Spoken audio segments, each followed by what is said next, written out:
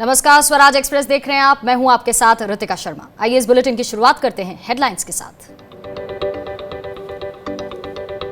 PM Modi ने लद्दाख पहुंचकर दिया चीन को संदेश। जवानों के बीच बोले, लद्दाख का पूरा हिस्सा भारत के मान सम्मान का प्रतीक। गलवान घाटी में जवानों की शहादत को किया नमन।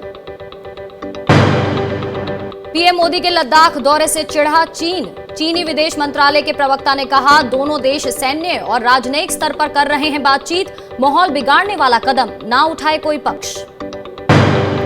वहीं कानपुर में गैंगस्टर हमले में शहीद पुलिसकर्मियों को सीएम योगी ने दी श्रद्धांजलि। 1-1 करोड़ और सरकारी नौकरी देने का किया वादा। राहुल गांधी ने कहा, यूपी में बढ़ा goonda raj.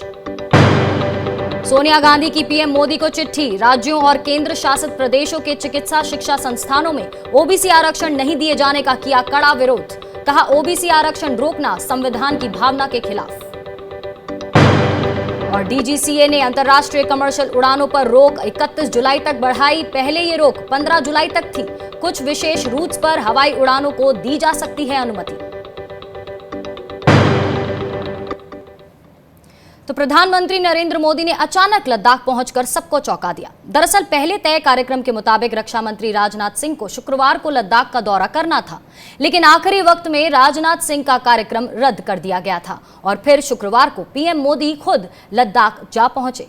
Chief of defence staff general Bipin Rawat और army chief general M Naravane भी पीएम मोदी के साथ थे और पीएम मोदी ने जवानों के बीच जाकर उनकी हौसला अफजाई की। पीएम मोदी ने जवानों के बीच भाषण भी दिया, जिसमें उन्होंने नाम लिए बिना ही चीन को कड़ा संदेश दे डाला।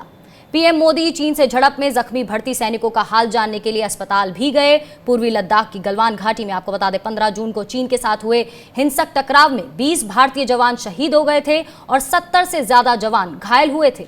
इस घटना के बाद से भारत और चीन के बीच तनाव का माहौल बना हुआ है। सेना के बड़े अफसरों और कूटनीतिक बातचीत के जरिए समाधान निकालने की कोशिशों का अब तक कोई नतीजा नहीं निकला है और इसी बीच चीन के लगातार घुसपैठ करने की खबरें मीडिया में आती रही हैं।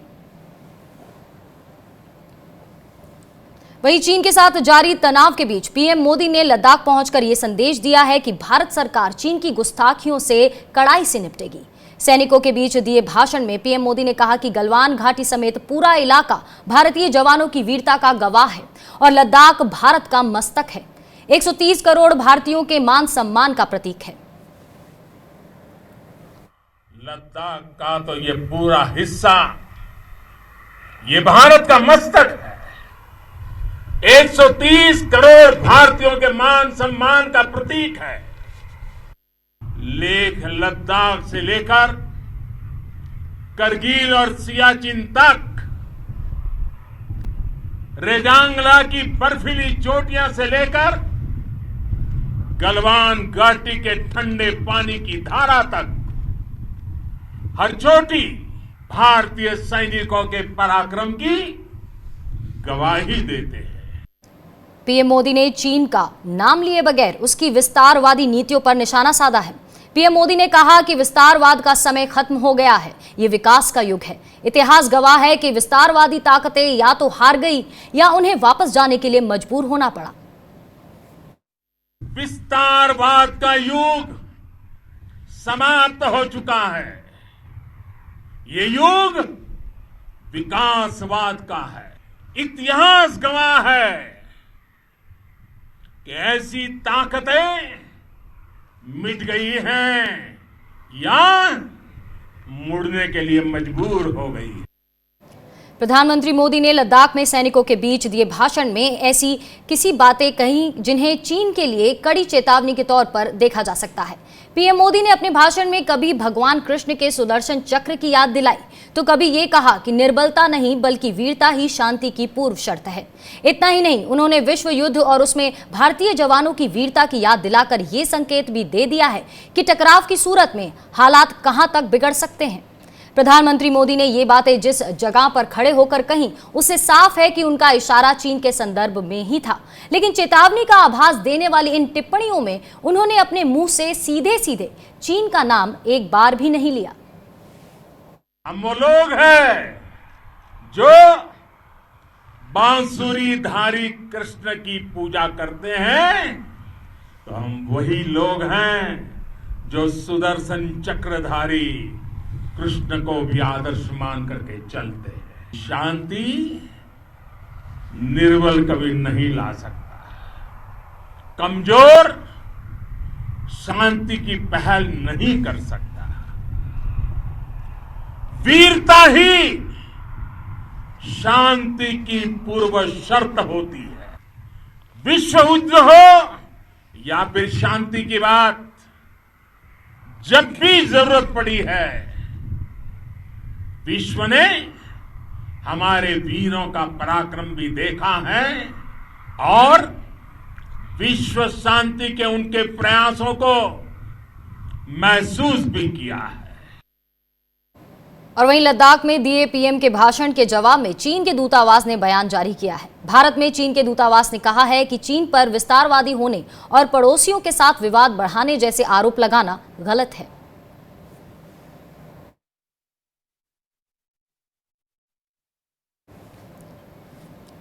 वहीं पूर्व लद्दाख के गलवान घाटी में 15 जून को हुई खूनी झड़प के बाद दोनों देशों में तनाव बरकरार है। पीएम मोदी ने अचानक लद्दाख का दौरा कर सबको चौंका दिया, तो चीन ने भी प्रतिक्रिया देने में देर नहीं लगाई। चीनी विदेश मंत्रालय के प्रवक्ता ने पीएम के लद्दाख दौरे पर कहा कि भारत और चीन सैन्य और राजनयिक चैनलों के माध्यम से तनाव कम करने के लिए बातचीत कर रहे हैं। किसी भी पार्टी को इस मामले में किसी भी कार्रवाई में शामिल नहीं होना चाहिए।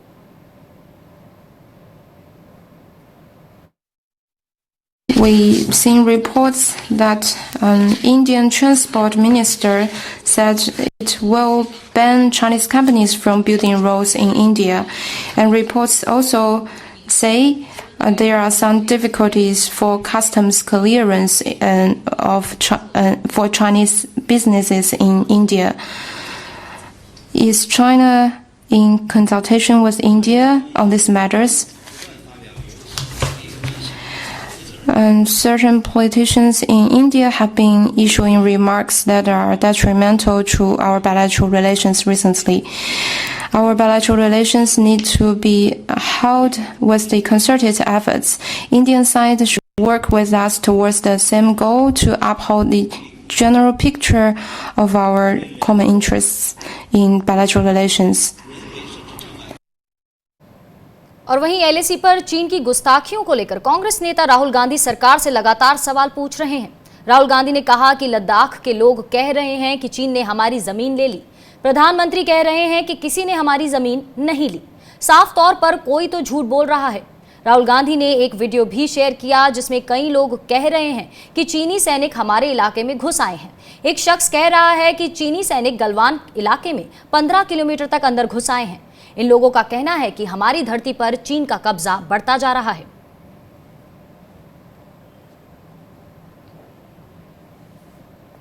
वहीं कांग्रेस नेता अधीर रंजन चौधरी ने भी मोदी सरकार को घेरा है। News. Tension between India and China remains.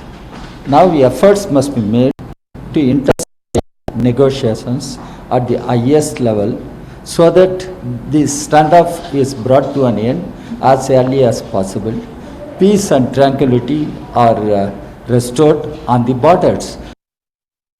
हम सिर्फ इतना कहना चाहते हैं कि प्रधानमंत्री जी की आज की विजिट बहुत महत्वपूर्ण है। ये विलंब से आया, इसे पहले आना चाहिए था। फौज जिसने बर्बरतापूर्ण तरीके से अपने साथियों की शहादत देखी है, हम सब ने वो देखा, वो शहादत कुछ सवाल छोड़ के गई है। हमारा हमेशा मानना है कि सरहद पे जवानों के हौसले और जज्बे में कभी कोई कमी नहीं रही है। मैं प्रधानमंत्री जी से इतना आग्रह करूंगा कि प्रधानमंत्री जी, दिक्कत फौज के साथ नहीं है, हमारी सरहद पे खड़े जवानों के साथ नहीं है, दिक्कत हमारी डिप्लोमेटिक इनिशिएटिव में है। तो prime minister of India in his earlier statement in the all party meeting has stated that there had been no intrusion, no intruders at all, no post captured. I think Prime Minister, the time has come to withdraw this kind of statement that has been made by Prime Minister. तो अधीर रंजन चौधरी के साथ साथ हमने आपको विपक्ष के और भी नेताओं के रिएक्शंस आपको दिखाए। वहीं आपको बता दें कि रक्षा मंत्री राजनाथ सिंह ने पीएम के लद्दाख दौरे पर खुशी जताई है।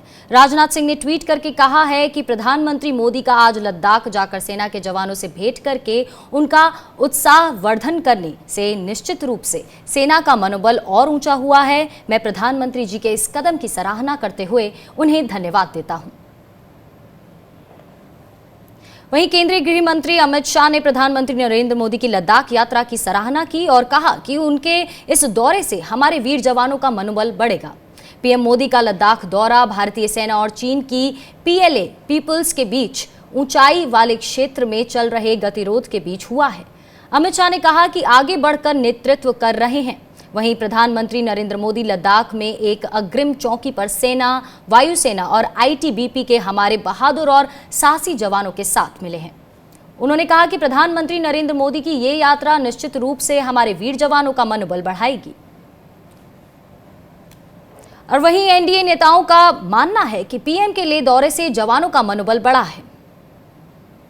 प्रधानमंत्री नरेंद्र मोदी जी ने जो वहाँ पर हमारे जो सुरक्षा बल हैं, जो सेना के लोग हैं, उनके जुनून और जज्बे की हौसला अफजाई जहाँ एक तरफ की, वहीं पूरे देश को इस बात का पुख्ता यकीन कराया है। एक बार फिर से उस पुख्ता यकीन को और पुख्ता किया है कि आज देश सुरक्षित हाथों में है, देश मजबूत हाथों में है। देश की सुरक्षा, देश का सम्मान, देश का स्वाभिमान, देश की सार्वभौमिकता, देश की एकता, देश की अखंडता को किसी तरह का कोई भी खतरा न था, न है, न रहेगा। भारतीय सेना के जांबाज सैनिकों के लिए ये बेहद महत्वपूर्ण अवसर था जब देश के प्रधानमंत्री ने अग्रिम कतार पर खड़े हमारे सैनिकों की हौसला अफजाई के लिए उनके बीच जाने का काम किया, घायल सैनिकों से उनका हालचाल पूछा। और ये साफ साफ चीन को संदेश है कि भारतीय सेना को खुली छूट दी गई है। अगर चीन ने फिर से कोई दुस्साहस किया तो इसके नतीजे बेहद खतरनाक होंगे। बढ़ते हैं आगे। हांगकांग के राष्ट्रीय सुरक्षा कानून बिल पर मंजूरी देने के बाद चीन और अमेरिका में तनाव बढ़ता जा रहा है। अमेरिका के प्रतिनिधि सभा ने हांगकांग से संबंधित नए प्रतिबंधों को मंजूरी दे दी है। प्रतिनिधि सभा में पारित प्रस्ताव में कहा गया है कि चीन के अधिकारियों के साथ जो भी बैंक बिजनेस करेंगे उन पर जुर्माना लगाया जाएगा। सदन की स्पीकर नैन्सी पेलोसी ने कहा कि चीन के सुरक्षा कानून के जवाब में इस कानून की सख्त जरूरत है। वहीं चीन ने अमेरिका के इस कदम की आलोचना करते हुए कहा कि अमेरिकी प्रतिनिधि सभा में हांगकांग को लेकर जो प्रस्ताव पास किया गया है, चीन सख्ती से उसका विरोध करता है। चलिए बुलेटिन में यहां रुकेंगे एक छोटे से ब्रेक के लिए। आप बने रहिए हमारे साथ।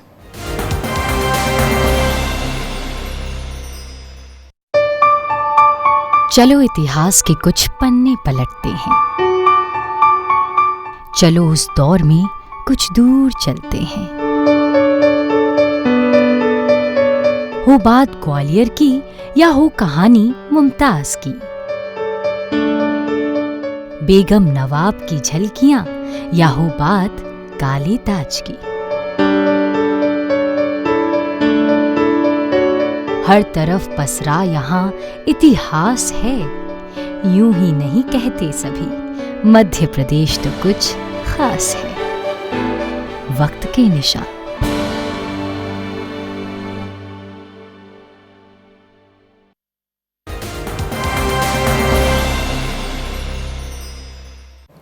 स्वागत है आपका ब्रेक के बाद। और मध्य प्रदेश के मुख्यमंत्री शिवराज सिंह चौहान ने वो सच्चाई कबूल ली जिसे वो अब तक खारिज करते रहे हैं। बीजेपी कार्यकर्ताओं की वर्चुअल रैली को संबोधित करते हुए उन्होंने माना कि मध्य प्रदेश की कांग्रेस सरकार ने किसानों का 6,000 करोड़ का कर्जा माफ किया है। साथ ही उन्होंने कहा कि केंद्रीय कृषि मंत्री नरेंद्र तोमर दूसरे राज्यों की तुलना में मध्य प्रदेश को ज्यादा तरजीह देते हैं। घटाते घटाते मिटाते, ये बैरियर वो बैरियर वो बैरियर, और कुल मैंने हिसाब देखे, कुल 6,000 करोड़ रुपए की कर्जा माफी हुई है। कुल 6,000 करोड़, और उनमें से भी 2,889 करोड़ सरकार की जगह बैंक से, सहकारी बैंकों से करवाती है। घटाते तो शिवराज सिंह चौहान ने माना कि मध्य प्रदेश की कांग्रेस सरकार ने किसानों का 6,000 करोड़ का कर्ज माफ किया है। बढ़ते हैं आगे। बीजेपी नेता ज्योतिरादित्य सिंधिया के टाइगर जिंदा वाले बयान पर मध्य प्रदेश के पूर्व मुख्यमंत्री दिग्विजय सिंह ने तंज कसा है। पूर्व मुख्यमंत्री दिग्विजय सिंह ने कहा कि अभी टाइगर जिंदा है, कहने वाले कई नेता सामने आएंगे, पर एक टेरिटरी में एक ही टाइगर रह पाता है और 2 टाइगर में टेरिटोरियल फाइट होती है। ये एक जुमला बन चुका है। शिवराज सिंह चौहान भी कहते हैं टाइगर जिंदा है, ये भी कहते हैं टाइगर जिंदा है। इंदिरा जी तो चाहती थी कि टाइगर जिंदे रहे, इसीलिए तो वो वाइल्ड लाइफ कंजर्वेशन एक्ट लाई, शिकार पर प्रतिबंध है। लेकिन ये नहीं भूलना चाहिए, जब एक जंगल में 2 शेर आ जाते हैं तो उसमें एक ही रह पाता है, 2 नहीं रह पाते, टेरिटोरियल फाइट्स होते हैं। अभी थोड़े बहुत और भी आएंगे टाइगर जिंदा है के बयान देने वाले, तब देखिए। और वहीं बीजेपी नेता ज्योतिरादित्य सिंधिया के टाइगर जिंदा वाले बयान पर मध्य प्रदेश के पूर्व मुख्यमंत्री कमलनाथ ने भी तंज कसा है। उन्होंने पूछा कि कागजी टाइगर जिंदा है या सर्कस का टाइगर जिंदा है। साथ ही उन्होंने कहा कि देश में टाइगर के साथ साथ तरह तरह के घोड़े भी होते हैं। एक शादी का घोड़ा होता है जो सजाकर शादी में नाचने जाता है और एक रेस का घोड़ा होता है।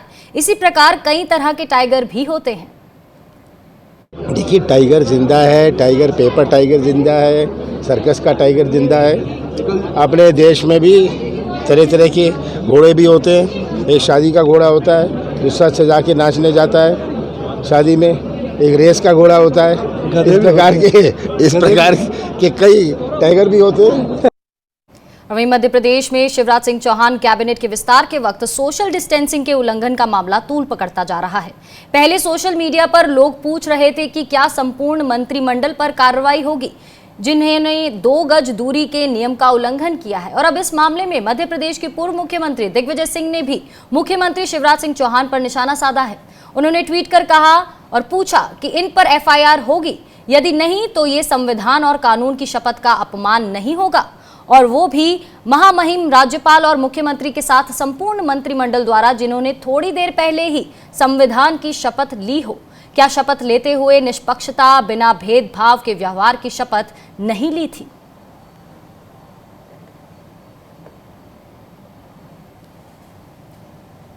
वहीं मध्य प्रदेश में ही कांग्रेस की सरकार गिराकर बीजेपी को सत्ता दिलाने वाले ज्योतिरादित्य सिंधिया ने कोरोना के मामले में लापरवाही बरतने के आरोप का जवाब तो नहीं दिया, लेकिन अपनी पुरानी पार्टी पर पलटवार जरूर कर दिया। ज्योतिरादित्य सिंधिया ने कहा कि कांग्रेस को सिर्फ अपनी कुर्सी की चिंता है, लोगों की और कोरोना की कोई फिक्र नहीं। कांग्रेस जहां भी जाए, मैंने कहा ना कल कि उनको केवल चिंता है कि उनकी कुर्सी खिसक गई। उनको ना जनता की चिंता है, ना आम पत्रकारों की चिंता है, ना आम लोगों की चिंता है और ना कोरोना की चिंता है। उनको तो चिंता है कि कुर्सी कैसे वापस आए ताकि उनकी मशीन दोबारा शुरू हो पाए। मध्य प्रदेश के पूर्व मुख्यमंत्री कमलनाथ ने कहा है कि कैबिनेट विस्तार में चंबल को ज्यादा तरजीह दी गई है। उन्होंने ये आरोप भी लगाया कि उपचुनाव जीतने के लिए बीजेपी कोई भी हथकंडा अपना सकती है, लेकिन जनता इन्हें सबक सिखाएगी। कमलनाथ ने शिवराज सरकार को सौदे की सरकार बताया है।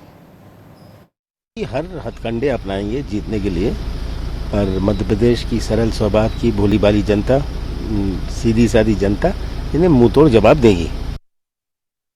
15 महीनों में कांग्रेस की सरकार ने किया और जिस प्रकार का सौदा और प्रजातंत्र के साथ खिलवाड़ हुआ, कैसे सौदे की सरकार और बोली की सरकार, ये चुनी हुई सरकार नहीं है, ये तो सौदे की और बोली की सरकार है। जनता क्या इसे स्वीकार करेगी? और इसी के साथ मध्य प्रदेश में कैबिनेट विस्तार को लेकर भी मुख्यमंत्री शिवराज सिंह चौहान ने बड़ा खुलासा किया है। उन्होंने कहा कि वो नहीं चाहते थे कि पंचक में कैबिनेट का विस्तार हो, वो इसके बाद मंत्रिमंडल विस्तार करना चाहते थे, लेकिन मंत्रिमंडल विस्तार में हो रही देरी की वजह से उन्हें ये फैसला लेना पड़ा। आपको बता दें कि मध्य प्रदेश में कैबिनेट विस्तार में देरी को लेकर कांग्रेस पार्टी हमेशा बीजेपी सरकार को घेर रही थी। इसके लिए सुप्रीम कोर्ट तक का दरवाजा खटखटाना पड़ा था। असल में पंचक में शपथ दिला दी मुझे। मैं सोच रहा था कि लूंगा नवरात्रि के पहले दिन, और आदेश आया फिर अभी तुरंत लेना है। अब पंचक में शतक के चक्कर में मंत्रिमंडल बड़ी देर में बना।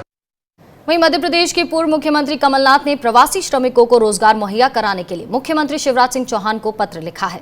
उन्होंने पत्र में कहा कि दूसरे प्रदेशों में राज्य से लौटे मजदूरों को कौशल के हिसाब से अभी तक रोजगार मुहैया नहीं कराया गया है और ना ही कोई स्पष्ट नीति है। इस वजह से मजदूरों के सामने रोजी रोटी का संकट खड़ा हो गया है।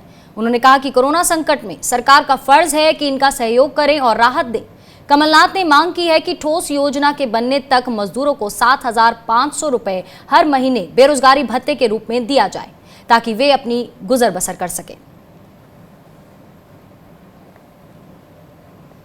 बढ़ते हैं आगे। कांग्रेस अध्यक्ष सोनिया गांधी ने मेडिकल एजुकेशन देने वाले राज्यों और केंद्र शासित प्रदेशों के संस्थानों में नीट यानी national eligibility cum entrance test के जरिए होने वाले एडमिशन में ओबीसी उम्मीदवारों को आरक्षण नहीं दिए जाने का कड़ा विरोध किया है। सोनिया गांधी ने इस बारे में प्रधानमंत्री मोदी को एक पत्र लिखा है। पत्र में सोनिया गांधी ने लिखा है कि इस तरह की नीति अपनाए जाने के कारण 2017 से अब तक 11,000 से ज्यादा ओबीसी उम्मीदवारों को नुकसान हुआ है। सोनिया गांधी ने कहा है कि ओबीसी उम्मीदवारों को इस तरह रिजर्वेशन का लाभ न देना 93वें संविधान संशोधन के उद्देश्यों के पूरी तरह खिलाफ है। वहीं सोनिया गांधी ने लिखा कि राज्य सरकारों और केंद्र शासित प्रदेशों के मेडिकल और डेंटल कोर्सेज के ऑल इंडिया कोटा में ओबीसी रिजर्वेशन फौरन बहाल किया जाना चाहिए, क्योंकि सामाजिक न्याय और बराबरी की स्थापना के लिए ऐसा करना बेहद जरूरी है। फिलहाल आपको बता दें, इन संस्थानों के ऑल इंडिया कोटा में एससी को 15%, एसटी को 7.5% और आर्थिक रूप से कमजोर तबकों को 10% आरक्षण दिया गया है। लेकिन ओबीसी के छात्रों को ये रिजर्वेशन सिर्फ केंद्र सरकार के संस्थानों में ही दिया जा रहा है। वहीं जेईई नीट परीक्षा की तारीखों का ऐलान हो गया है। जेईई मेन की परीक्षा 1 से 6 सितंबर के बीच, जबकि जेईई एडवांस की परीक्षा 27 सितंबर को होगी। वहीं नीट की प्रवेश परीक्षा आपको बता दें 13 सितंबर को आयोजित होगी। बढ़ते आगे। केंद्र सरकार की नीतियों के खिलाफ 3 दिन की हड़ताल के पहले दिन मजदूर संगठनों ने देश भर में प्रदर्शन किया। केंद्र सरकार की श्रम विरोधी नीतियों और कोयला खदानों में निजीकरण के विरोध में मजदूर संगठनों ने 3 दिन की हड़ताल का ऐलान किया है। मजदूर संगठनों ने देश भर में धरना प्रदर्शन किए तथा सरकार को ज्ञापन सौंपे। दिल्ली में मजदूर संगठनों ने श्रम शक्ति भवन पर धरना प्रदर्शन किया और केंद्रीय श्रम और रोजगार मंत्री संतोष कुमार गंगवार को ज्ञापन सौंपा। ये तस्वीरें आपके सामने। वहीं कानपुर में हिस्ट्री शीटर विकास दुबे को पकड़ने गई पुलिस टीम पर बदमाशों ने हमला कर दिया, जिसमें एक डीएसपी समेत 8 जवान शहीद हो गए, जबकि कई पुलिसकर्मी जख्मी हो गए। और इस घटना के बाद विपक्ष के निशाने पर आए मुख्यमंत्री आदित्यनाथ ने अब बदमाशों के खिलाफ कड़ी कार्रवाई के आदेश दिए हैं। मुख्यमंत्री ने कानपुर जाकर पुलिस के शहीद जवानों को श्रद्धांजलि भी दी।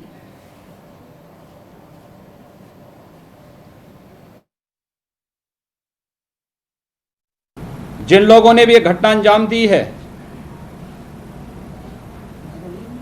इस दुस्साहसिक घटना के लिए जिम्मेदार जो भी पाया जाएगा, कानूनन वह व्यक्ति इस घटना की सजा भी भुगतेगा। और मैं इस बात के लिए विश्वास दिलाता हूं कि हमारे जवानों का ये बलिदान किसी भी स्थिति में व्यर्थ नहीं जाएगा। और वहीं उत्तर प्रदेश के पूर्व डीजीपी विक्रम सिंह ने कहा है कि कानपुर की वारदात से पुलिस का मनोबल कम होगा। अत्यंत दुखद और दुर्भाग्यपूर्ण घटना, लेकिन यूपी पुलिस एक अत्यंत व्यावसायिक, दक्ष, प्रोफेशनली कॉम्पिटेंट पुलिस फोर्स है। 2-3 सवाल फिर भी उठते हैं कि ये एक हिस्ट्री शीटर और 60 से ज़्यादा मुकदमों में वांछित अपराधी था। आजीवन कारावास से इसकी सज़ा थी। उसके बावजूद कैसे इसको जमानत मिली और जमानत निरस्त करने के लिए क्या कार्रवाई की गई। कांग्रेस महासचिव प्रियंका गांधी ने कानपुर एनकाउंटर को लेकर यूपी के मुख्यमंत्री योगी आदित्यनाथ पर बड़ा हमला बोला है। प्रियंका गांधी ने ट्विटर पर लिखा है, यूपी पुलिस के शहीदों के परिजनों के साथ मेरी शोक संवेदनाएं। यूपी में कानून व्यवस्था बेहद बिगड़ चुकी है। अपराधी बेखौफ हैं। आमजन व पुलिस तक सुरक्षित नहीं है। कानून व्यवस्था का जिम्मा खुद सीएम के पास होता है और इतनी भयावह घटना के बाद उन्हें सख्त कार्यवाही करनी चाहिए। कोई भी ढिलाई नहीं होनी चाहिए। वहीं कांग्रेस नेता राहुल गांधी ने कानपुर की वारदात को यूपी में गुंडाराज का सबूत बताया है। राहुल ने ट्विटर पर लिखा है, यूपी में गुंडाराज का एक और प्रमाण, जब पुलिस सुरक्षित नहीं तो जनता कैसे होगी। मेरी शोक संवेदनाएं मारे गए वीर शहीदों के परिवारजनों के साथ हैं और मैं घायलों के जल्द स्वस्थ होने की कामना करता हूं। और वहीं कानपुर की वारदात को लेकर समाजवादी पार्टी ने भी यूपी सरकार पर बड़ा हमला बोला है। पार्टी ने ट्वीट किया है और रोगी सरकार के जंगल राज में हत्या प्रदेश बने उत्तर प्रदेश के कानपुर में दबिश के दौरान सत्ता संरक्षित अपराधियों द्वारा हमले में सीओ समेत 8 पुलिसकर्मी शहीद, अत्यंत दुखद। आत्मा को शांति दे भगवान। शोकाकुल परिजनों के प्रति संवेदना। 1-1 करोड़ रुपए का मुआवजा देने का हो ऐलान। सत्ता कनेक्शन का हो पर्दाफाश। बढ़ते हैं आगे। अभिनेता सुशांत सिंह राजपूत की मौत की सीबीआई जांच कराने की मांग को लेकर बिहार यूथ कांग्रेस ने बिहार के राज्यपाल फागू चौहान को ज्ञापन सौंपा है। यूथ कांग्रेस के प्रतिनिधिमंडल ने पटना में राज्यपाल से मुलाकात की और सुशांत के मौत के मामले की सीबीआई जांच कराने की मांग की है। यूथ कांग्रेस ने राजगीर फिल्म्स सिटी का नाम सुशांत सिंह राजपूत के नाम पर करने और सुशांत की आखिरी फिल्म को टैक्स फ्री करने की मांग भी की है।